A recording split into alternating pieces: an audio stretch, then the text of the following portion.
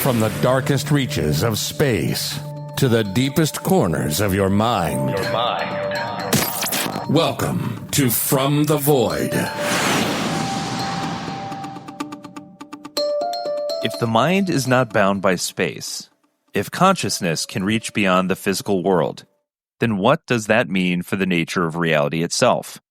Last time we explored the history and foundations of remote viewing, the idea that trained individuals can perceive distant locations, hidden objects, and even events across time. But we're not done yet. In part 2 of my conversation with Dr. Courtney Brown, we go deeper into the most compelling remote viewing sessions, the cases that defy explanation, and what all of this could mean for human potential. If remote viewing is real, what else are we capable of?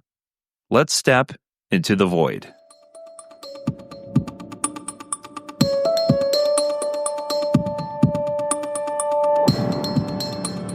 So what is have they communicated as to what their intentions are? Like why they're trying to force disclosure.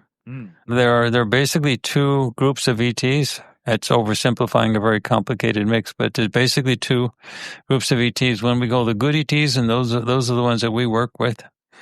And then there's the bad ETs. Now, the bad ETs have had work with part of the U.S. government, part of the military, and they are involved in the crash retrieval program. And they built up what's called the American Secret Space Program, which uses ships that look very much ET-ish, uses ET tech. And their job is to shoot down other UFOs, basically that come out of my side, the good guys. And when they shoot them down, then the crash retrieval program comes out and picks them up. Now, that's not a dispute because you have congressional hearings on that. And you have, with the recent Ross Coulthart publication on YouTube, you can see it on News Nation. Just a week ago, it's still there. You actually see the pilots of the ships, of the helicopters that went out and picked them up, and you actually see the recordings of the UFOs that they're picking up off the ground with the helicopter. I mean, you see the whole thing. And you hear them, you talk about the communications that they had with the occupants of the ships and things like that. So it's, so it's not in dispute for people who are in the know or who are keeping these things or following these things. That doesn't mean we've had an official presidential announcement, but for anyone who's awake, it's not secret. And so, this type of thing has been sort of an open secret at this point, but our side is trying to force disclosure. And the reason is that the side of the ETs that we call the bad ETs have written agreements with the U.S. government to allow them to conduct experiments and to do activities here on Earth in mostly underground bases in exchange for ET tech, help with unraveling how to, for example, if they get a crashed ship, they have to be able to take it apart. Even getting into the ship is not easy, let alone knowing how the power systems work and things. So the bad ETs are helping them with that in exchange for written permission to stay here. Now, that's really not in dispute. If you Google Haim Eshed, Haim, second name is Eshed, he was the former CEO of the Israeli Space Directorate for 30 years. That's Haim, then Eshed, Eshed. And he's also a decorated general and currently a college professor. He stated openly in an interview that he thought he was going to get away with in Hebrew, in a Hebrew publication in Israel, the whole thing about the written agreements with the extraterrestrials and so on. Trouble was that it turned out a lot of people knew Hebrew, and it was instantly published and translated into a zillion languages. It came out, and it was a big stink. And he said, "Oh my gosh," he hasn't denied it, but he probably regrets that he had the interview. But anyway, so what's basically happening is that the bad ETs, that permission that they got written to do their experiments here, that was a cover for a human trafficking operation that has gone into millions of people. The big issue with money on the planet, the absolute largest money mover on the planet is human trafficking. And after that, we get drugs and weapons sales. Well, the biggest element in human trafficking is this extraterrestrial group. And they have their own reasons for wanting to do this, but the reason they had to get written agreements is the good ETs, the ones I work with, you might call them free will fanatics. They absolutely require free will decisions on everything. They will not help you unless you ask for it. But they'll help you if you ask, but they require a free will decision. And here we had American governmental officials signing agreements, making a free will agreement with the bad ETs to conduct these things. So the good ETs were stuck, and the bad ETs were exploiting that aspect of the good ETs that they require a written agreement. So what the good ETs are doing is they're trying to force the issue to go public so that the masses can make a free will decision of what way they want to go. Now, the bad ETs are trying to postpone this some years, like 3, 4, 5 years, because they want to have a complete lockdown on social media. They want the powers that be, and you see this happening all the time. You see the cancel culture. You see people's accounts being canceled. You see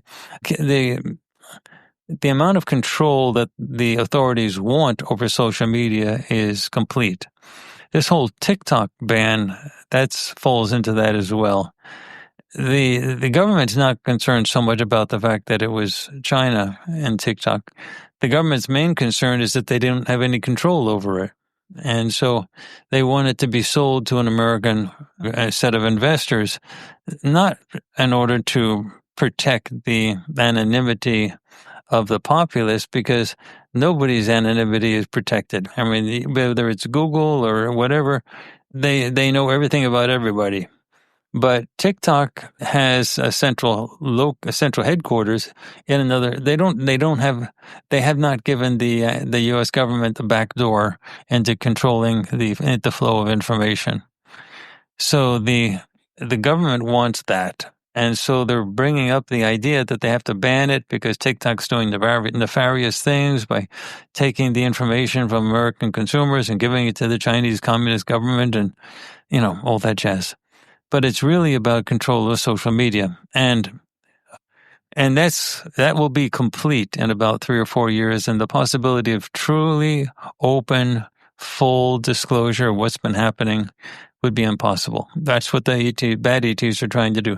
So the good ETs know they have a short window. They have to push it, and they have to push it now. So 2025 is when they're trying to get it done. And that's what these ships are all about. It's part one of this process. Yeah, so the bad ETs, have definitely have read about stories of like going back to Eisenhower, and signing agreements and that sort of thing. Of course, to exploit ET technology for weapons programs and things of that nature. Because obviously, whoever has alien technology, has world domination at that point. Yeah. But from your perspective, the good ETs, like, are these two different groups of extraterrestrials from two different star systems, or No, obviously they're aware of one another? No, it's a long story, but it's a galactic thing. These people have had millions of years to evolve. Their civilizations are extremely advanced, and there is no technological advantage of one side over the other. Both sides have invented everything that can be invented. And for those scientists and others who say there's no proof of the extraterrestrials, that's just so stupid. We have done so much advancement in 150 years. Imagine 1,000 years. Well, these civilizations, you're talking 1,000,000 years. The only thing they had to figure out was how to travel interstellar distances in a short amount of time.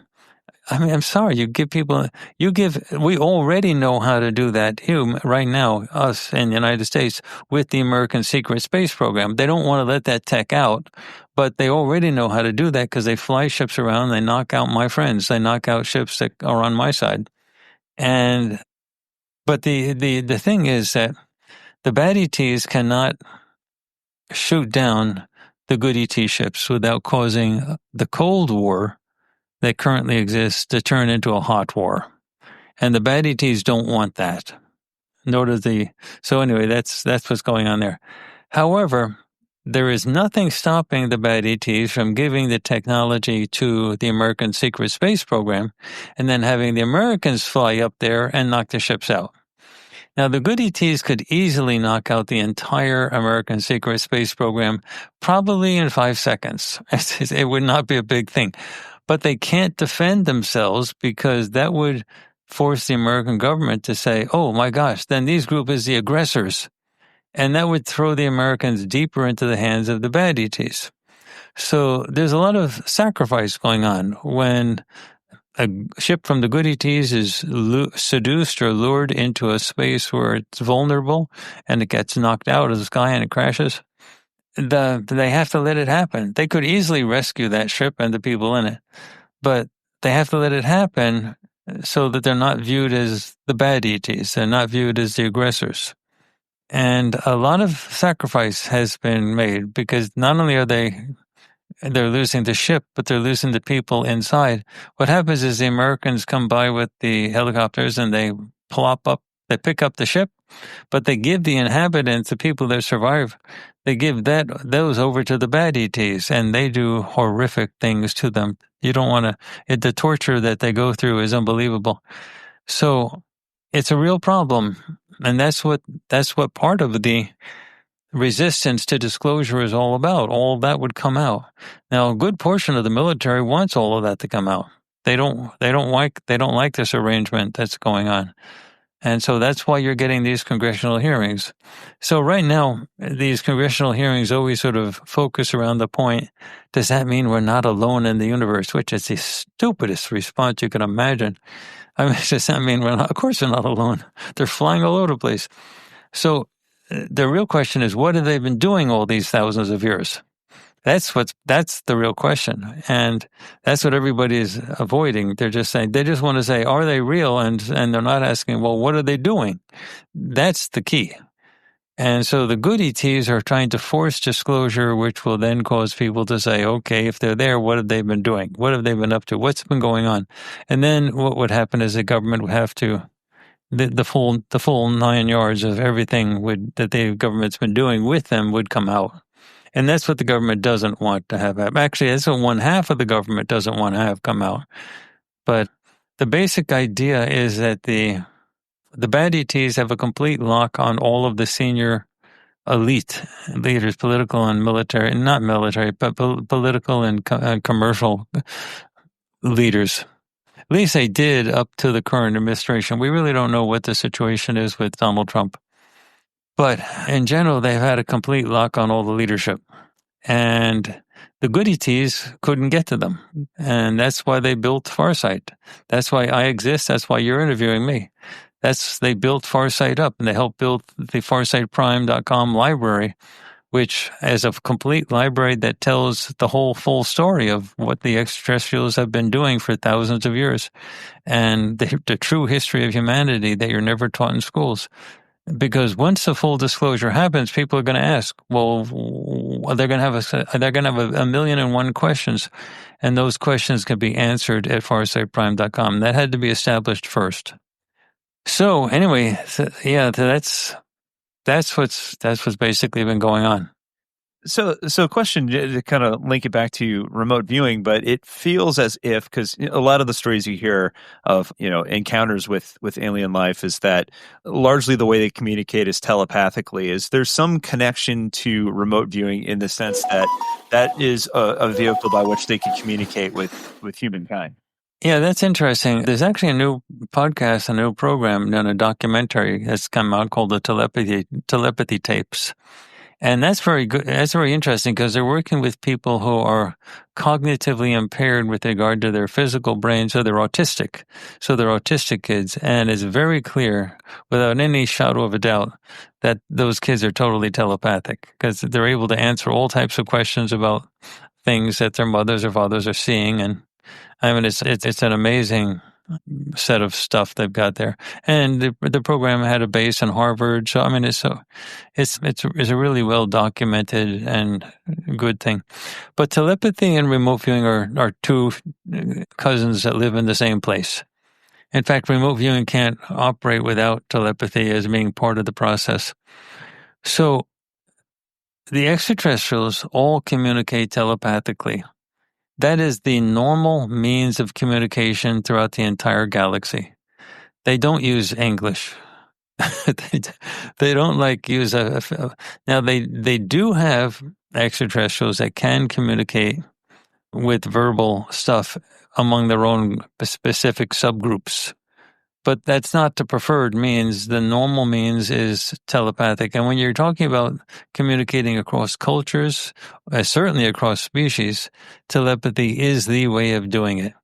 The real question is, why do humans have such a problem with it if it's the main means of communication throughout the galaxy? It's not vague. When you see the ships flying around, the communications with the crew of the ship are telepathic. So they're not saying, okay, Joe, we're going to go 45 degrees left and, so engage. They don't do stuff like that. It's all just thought, and the thought transfers. Everybody knows exactly what to do. It's very clear. It's even more clear than spoken language. So the issue is, why do humans not have the ability to do that? And this is something we've investigated a lot at Farsight. Farsight has a number of programs and other projects that we have done that go into the history of the U.S. as a prison planet. The U.S., but the Earth as a prison planet. The Earth is basically what's left over of a galactic holocaust, a war that went on for like 1 million years. And the sides are not fighting actively anymore. Things have died down, but Earth is something that's left over from that. But they had an authoritarian side and a free will side. And Earth was set up it's a long, complicated story, but Earth was set up as a prison because we normally think of ourselves as our physical bodies, but all the extraterrestrials, they know that's not the case. In fact, they look at Earth, humanity, as an entire planet of zombies. Because what do you think is a zombie? A zombie is someone who's dead but not dead. They don't have a memory of who they are, and they go around hurting people. Oh, that's humans. So what happens is, when you have a prison, you have to contain everybody. Now, death used to be a means of transportation. You could die and then you could go somewhere else. So we don't use the word soul or spirit because that's got all this crazy religious baggage. So we use the word Isby. Everyone is an Isby, where you are someone who is for the purpose of being, nothing else. And that's who you really are. And the body is simply a device, a biological piece of technology that you're living in and making animated. And ETs have the same ability to do that with machines, with AI and so on. So the body's just a biological machine, and it eventually wears out and falls off, and there you are. But we know that it is impossible, that apparently throughout the entire universe, nobody has ever figured out a way to kill an Isby. So no one can grant you eternal life because no one can take your life away. It's impossible. No one's ever figured out how to kill an Isby. So you are able, however, of tricking an Isby, of lying to an Isby, of trapping an Isby, of doing all types of bad things to an Isby, but you can't kill an Isby.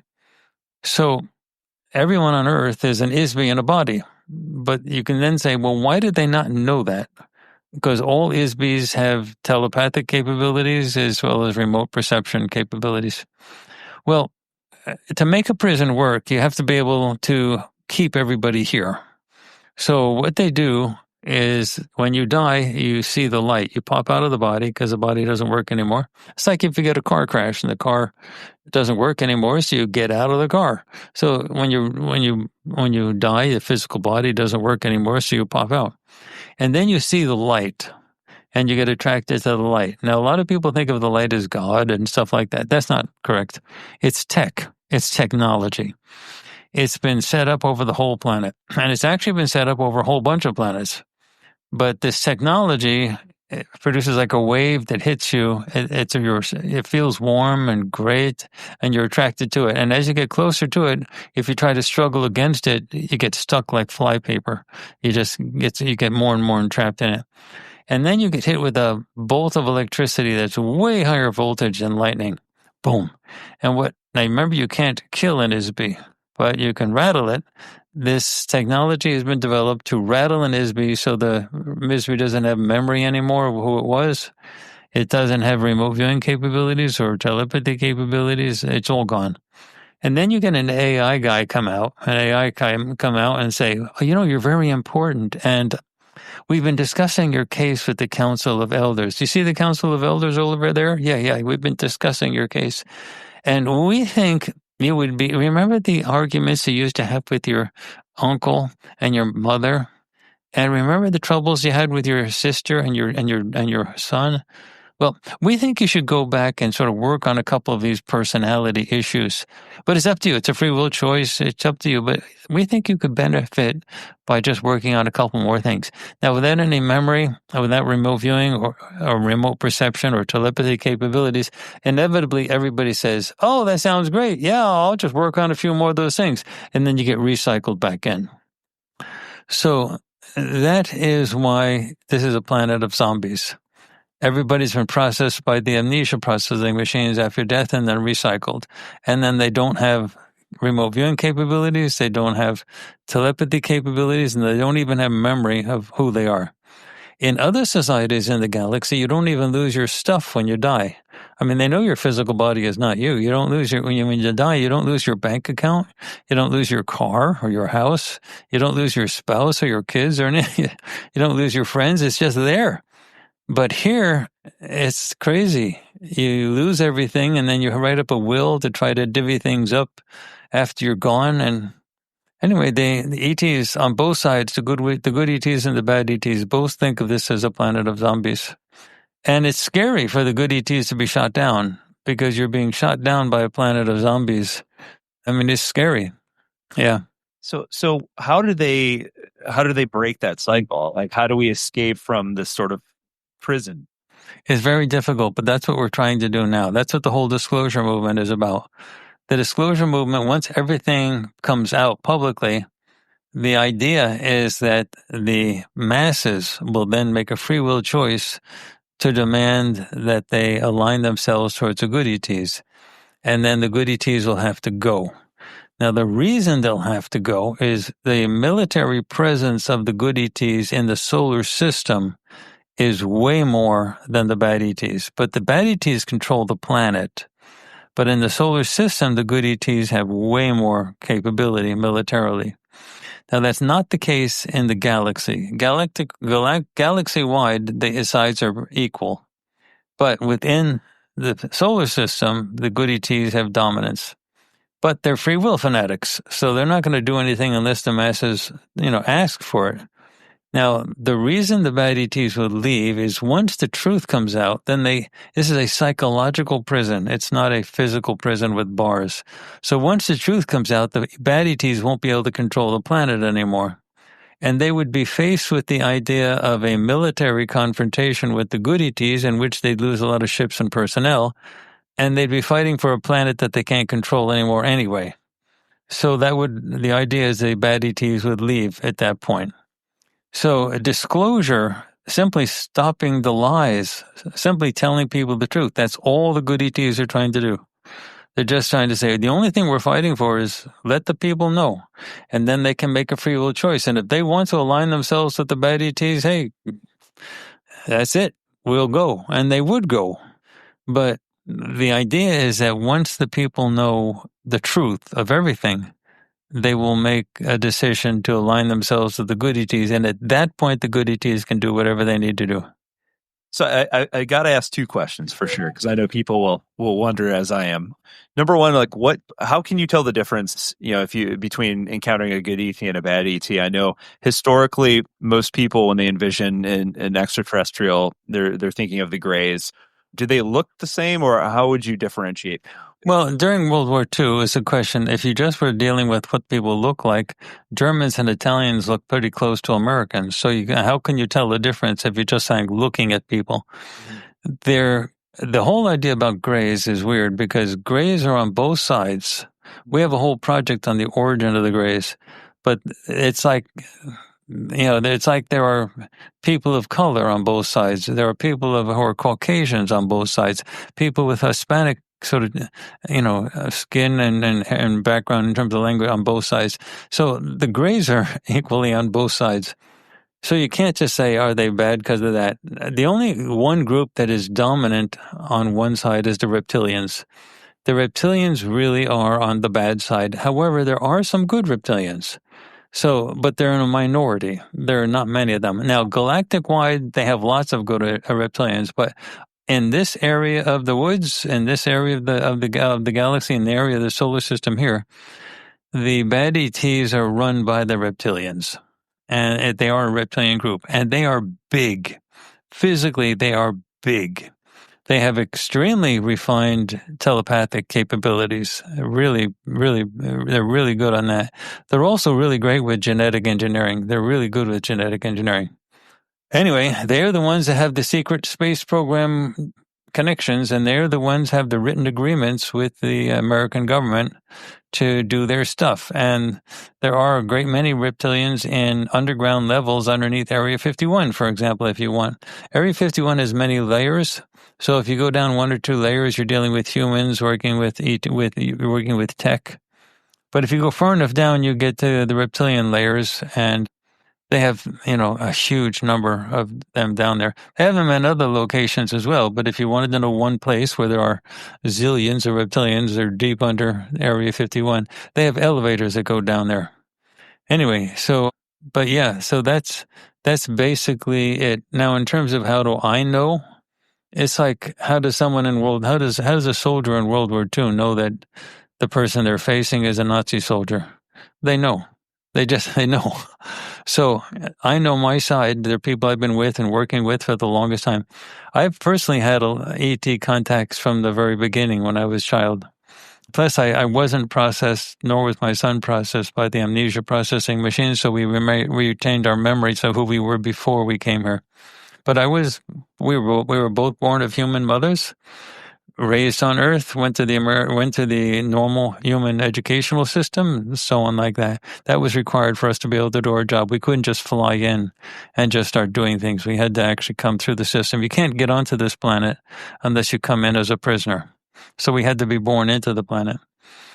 But I've been dealing with the extraterrestrials since I was a kid. For example, when I was growing up, there was always what you would call grays, 2 grays on the left of my bed and 2 grays on the right of my bed every single night.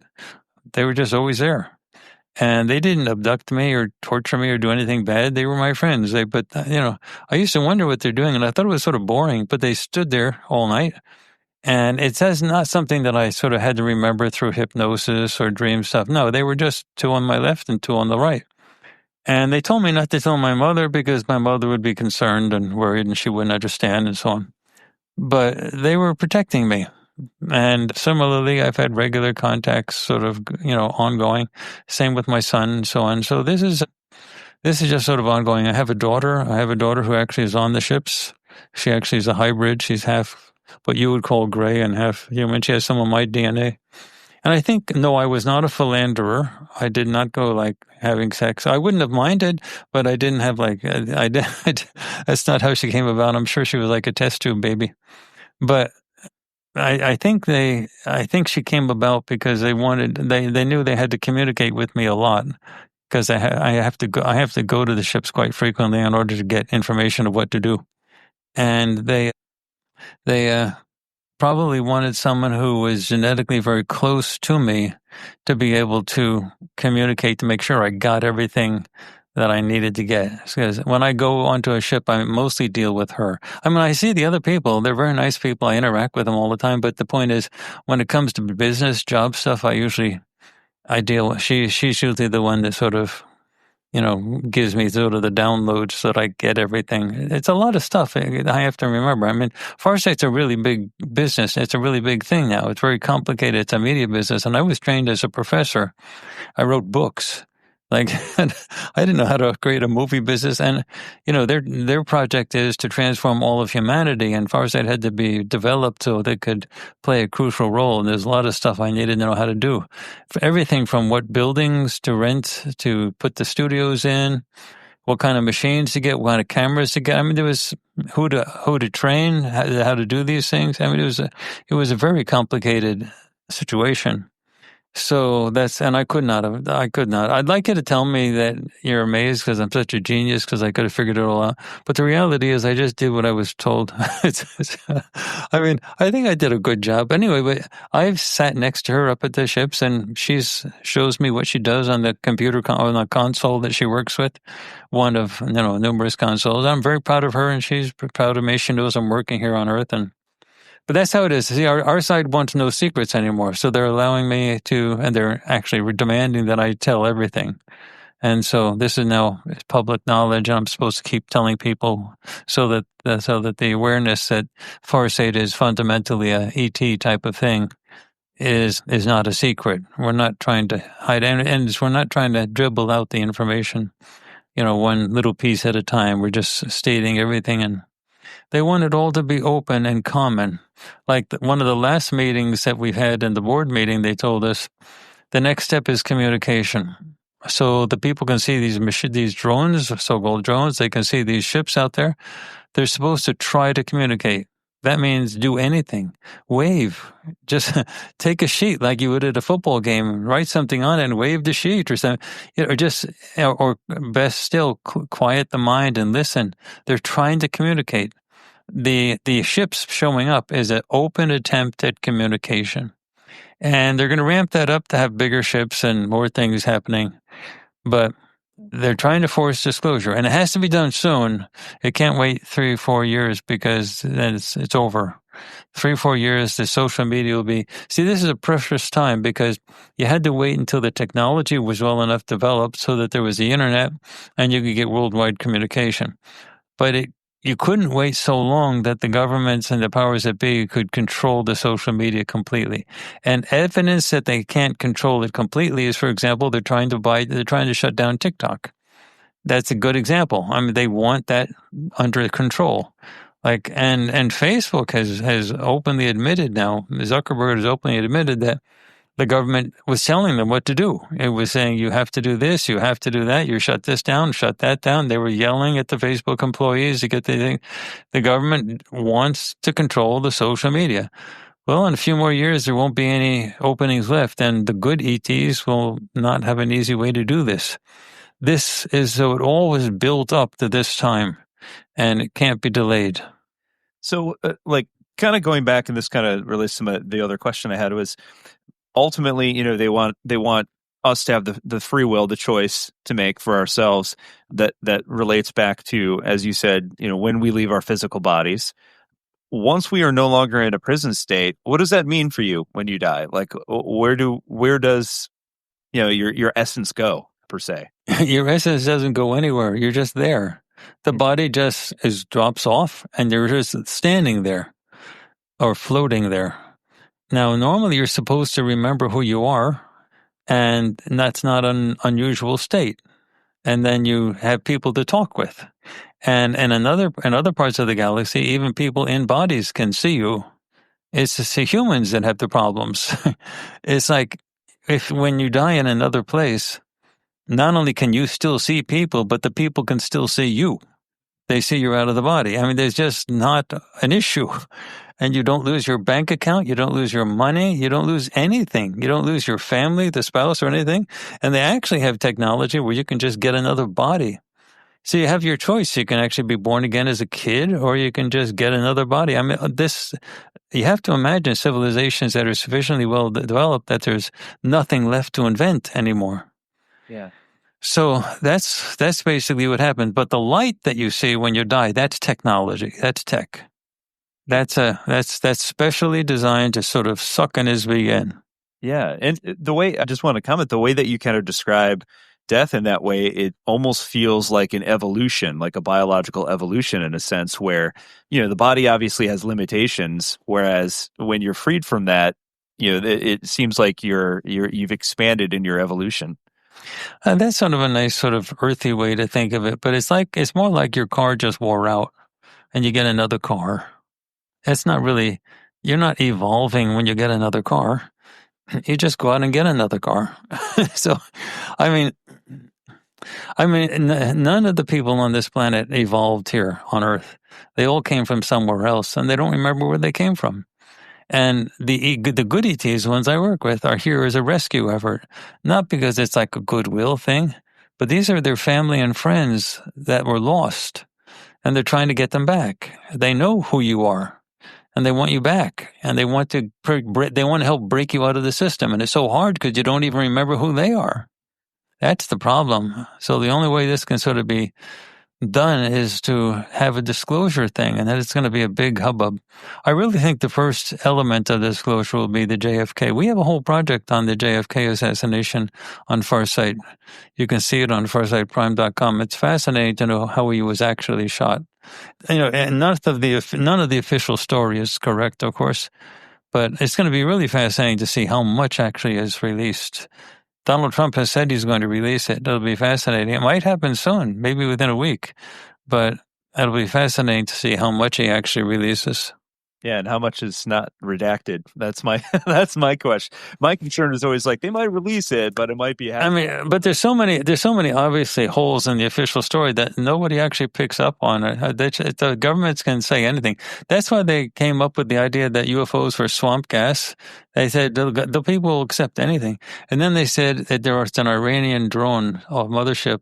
I mean, they say anything, and then they see what the reaction will be.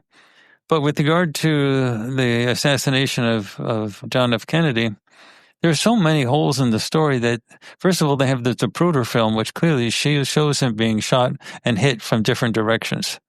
And then it became sort of hard to actually find the Zapruder film on YouTube, unedited, because people had a zillion different versions of it showing. Okay.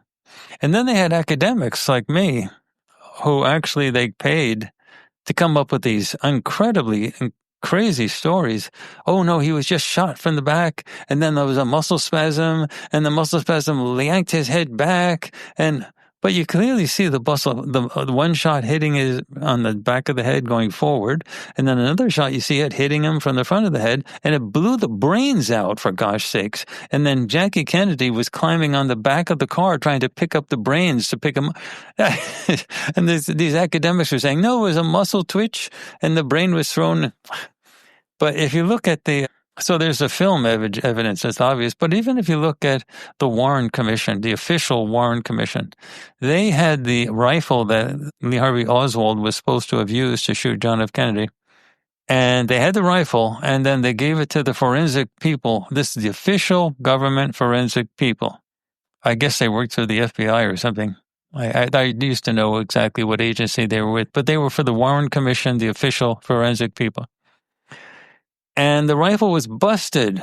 It was rusted. It was rusty, and the sights on the rifle were broken. And then the forensic people, the official government forensic people, tried to fix the sights with shims, and they couldn't. It was so badly busted. Now, whoever did shoot John F. Kennedy was clearly a marksman, a sharpshooter. They were shot from far away. And what do you know about people who have guns? Good guns. They care for the guns, and they polish their guns, and they clean their guns. They take care of their guns, and they go to the range to shoot their guns, things like that. They're not going to take a rusty rifle with broken shims out, with broken sights out to shoot at the President of the United States. Secondly, you couldn't aim that gun. And if you can't aim it, how could you have shot somebody with absolute perfect marksmanship from a huge distance away? And so the whole idea that Lee Harvey Oswald, and it has so many other holes I won't go into, but basically the gun they said that shot him could not have shot him, and it was broken gun, rusted and with broken sights. Anyway, but I won't go into the whole story, but the issue is that Robert F. Kennedy Jr. has clearly stated that he believes that his uncle was shot by the CIA. Well, if you look at our project on the John F. Kennedy assassination on farsightprime.com, you can see the whole thing. There was actually 3 groups, and each group had 3 people in it. They had a shooter, and then they have someone who would be looking at the things that were being shot, sort of a spotter. And then you have a third person behind that's a lookout, that's looking around to see if anybody's coming nearby or anything like that. You always have groups of 3. And there were 3 of those groups of 3. And then after the shooting happened, all three people broke up and walked in different directions. That's how these things are done. That's how these assassination things are done. But the idea of a lone shooter called Lee Harvey Oswald shooting a rusted gun with broken sights, and the media doesn't pick up on any of that stuff. Now, this isn't me sort of doing this. This is in the Warren Commission. It's actually in the official government report about the gun, but the media just ignores it. That's absolutely wild. Very interesting stuff. Recommend people go check it out. Before we go, I just want to leave people with what perhaps is something that you've experienced while remote viewing that you found personally the most surprising or shocking. Well, the big thing is, from my perspective, is that once you do the remote viewing process long enough, there's no separation between remote viewing and walking around and just doing things. So the big thing is what started out as an interesting exploration with specialized procedures then becomes a normal state of existence afterwards. So now I don't need to go into a state, it's preceded by an hour to an hour, 2 hours of meditation in order to know that there's somebody standing right next to me that you wouldn't be able to see, but I can see perfectly well. So, now I don't need to worry about going down to the beach to meet with the extraterrestrials and hopefully show up because I'm already seeing them all over the place. I see the security people. I know them by name. I'm glad to see them. The whole thing is there. And so that's the biggest change. The whole mystery goes away. Yeah, absolutely. Is there anything, though, that through remote view, I guess the better question would be that you have discovered that, that kind of surprised you, like perhaps some historical thing? Because I'm assuming that that it also, not only can you view over distances, but is it possible to remote view through time as well? Of course, that's easy.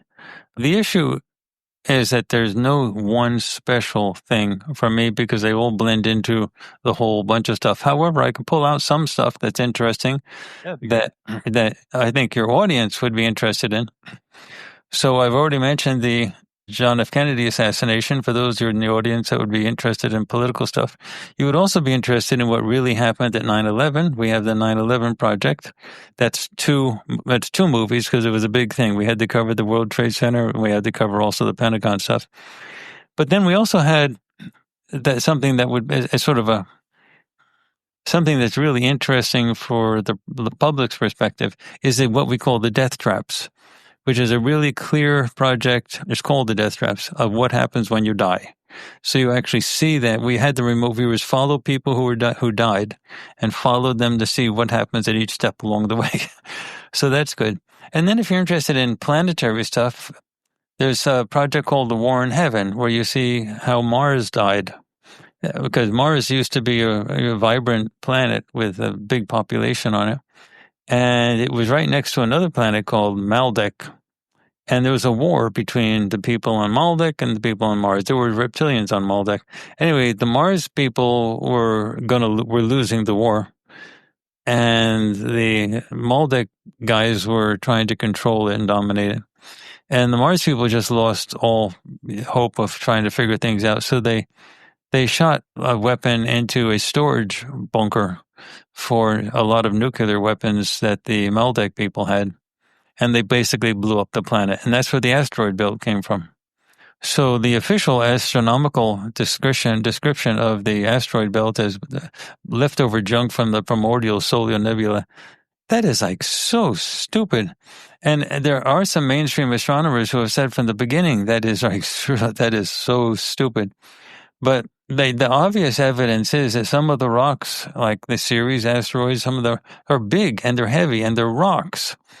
You can't get rocks like that from the primordial solar nebula. There has to be a planet that's a gravity source that brings all that dust together to form a pressurized rock. So you have rocks are formed under great pressure. So you can't get a rock forming out of dust. So all you get is dust that stays dust. So whatever that was, and whatever that was, it still is. I'm getting some spam calls on my phone. It's a shame that you get these phone calls. I've always told people that I can actually tell them how to win any presidential election. I personally can give them the advice, and they would win. And the only thing they need to do is make a promise that they're going to throw all the people making spam phone calls into prison. They'll win the election hands down. I'm for this. Anyway, so our project Warren Heaven is really fascinating because it goes through that process of what actually happened. And what happened is the Mars people sent one weapon that hit a bunker that had a lot of buried nuclear weapons, and it blew up the whole planet. And that's what happened to Maldek. That's what happened to the planet. And now you have the asteroid belt. So that is interesting because it matches the facts on the ground. And that actually has been stated by some mainstream astronomers, but everybody simply ignores them and says, "Oh no," they don't want to face the fact that there could have been a war. But that explains why there's a huge amount of craters on one side of Mars, and the other side of Mars is basically crater-free, because Maldek blew up on one side and scattered it. And that also explains more distantly a big spot that's on the satellite of Iapetus, the moon of Saturn. And that was, Iapetus was hit. It's an ice world, but it was tidally locked in the orbit around Saturn, so it was held steady. It wasn't spinning. And the blast wave hit it and left a big deposit of black soot. And that's where that spot came from. And it also explains why the asteroids show evidence of having been exposed to extreme heat because of the melting of the rock when the thing exploded. And so Mars used to have a vibrant civilization that when that happened, though, Mars became uninhabitable. I mean, the atmosphere didn't dribble away over millions of years. It was really severely damaged then. It had a lot of oceans. It was cold. I'm not sure I would have enjoyed it. It's a little cold, but it was still habitable, and it had a active atmosphere, and they had beaches and things like that. But that was a bad day on Mars. And then the people there had to evacuate that could. Earth was very primitive at that time. We were talking dinosaur type stuff. So anyway, but that would be a very interesting project. So if you want to see how Mars came about, and NASA knows about Mars completely. I mean, everything. They know the whole 9 yards. So it's going to be interesting when this disclosure thing happens, how much of that is going to be revealed to people. Yeah, I look forward to, should that come to pass, the knowledge we're going to gain. Growing up fascinated with the solar system and space myself, I just want pictures, of foreign. Yeah. But you can also see, as we started to talk, you see how you had natural questions that sort of came about? Yeah. That's why the FarsightPrime.com library exists. People are going to have millions, perhaps billions of people asking those questions, and thousands of questions all at once. And the library has to be up, and it has to be able to withstand any amount of traffic. And that's what it is. So the library is there. We're putting on another project today on ET PSYOPs, which is PSYOP operations that are actually done by the bad ETs to sort of control what people think. And so that's coming out even today. We come out with 2 major projects. We come out with about 8 videos a month, but 2 of them are major projects. And the one's coming out today is like 3 hours long. No one will complain about the length because it's so fascinating to watch. Yeah, I love that stuff. It's absolutely, as you said, it's absolutely fascinating. And yeah, we had to make sure, we had to become a movie company that was actually good. So we had to make sure that we could convey the content in a way that people would want to see it. Mm-hmm. So it had to be like better than a show on TV. Yeah. And how do you convey remote viewing data in a way that's better than a show on TV? So that was a thing. Then we developed. Then we have our own studio. So everything is high end with what we do, but it's clearly better than a show on TV. And we have hundreds of projects, so people will have all those answers when they. So at some point, the mainstream is going to have to connect the extraterrestrial stuff to Farsight, and when that happens, that's when. Yeah, that's when everything becomes, but everything's ready now. It's not like we're still building. And we are still growing and building, but it's not like we're putting any major pieces together. Most of it is up. Yeah, that's really cool. Well, again, I just thank you so much for your time. Fascinating story and fascinating work that you're doing right now. And so hopefully it helps folks out there sort of kind of put the pieces together and understand what's going on, with all the activity that they're seeing. And we'll absolutely have the links in the show notes. And so go check it out. And once again, thank you so much for coming on. It's been great, John. Thanks for having me on.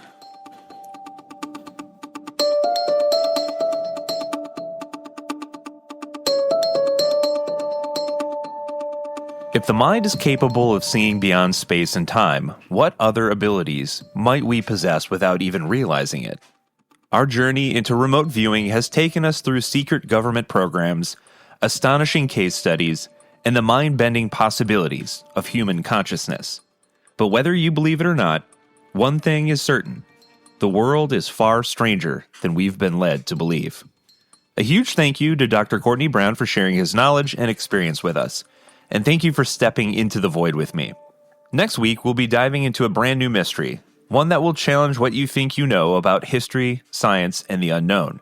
So make sure you're subscribed to From the Void so you don't miss it. And if you enjoyed this episode, rate, review, and share, because the more we explore, the closer we get to the truth. Until next time, stay open, stay curious, and keep looking into the void.